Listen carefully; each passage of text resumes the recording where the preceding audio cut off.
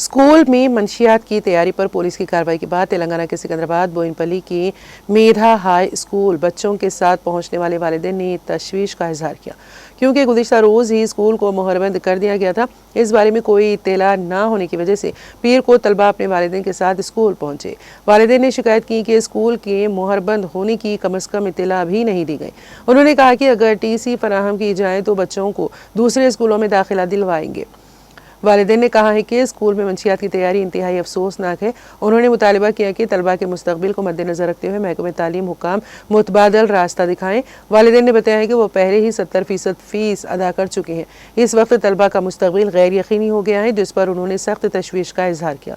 इसी दौरान हुकाम ने स्कूल में ज़ेर तालीम तकरीबन 130 तलबा को नोटिस देकर करीबी स्कूलों में मुंतकिल करने की हिदायत की ताकि इनकी तालीम मुतासिर न हो। महबूबनगर का जयप्रकाश गौड़िया स्कूल चलाता था। ज़्यादा रकम कमाने की लालच में उसने अल्ट्राजुलम मंशियात बनाने का धंधा शुरू किया। इसको तैयारी का फार्मूला गुरुवा रेड्डी नामी शख्स ने दिया। स्कूल की दूसरी मंजिल पर 2 कमरों में आलात की मदद से वो ये तैयार करके महबूबनगर के मुख्तलिफ इलाकों की शराब की दुकानों को सप्लाई करता था। ये इत्तला मिलने पर पुलिस की ईगल टीम ने हफ्ते के दिन अचानक छापा मारा और जयप्रकाश गौड़ के साथ साथ उसके साथी बोयिनपल्ली से ताल्लुक़ रखने वाले उदय साई और गोट्टे मुरली को भी हिरासत में ले लिया। इतवार को हुकाम ने स्कूल को मुकम्मल तौर पर मोहरबंद कर दिया।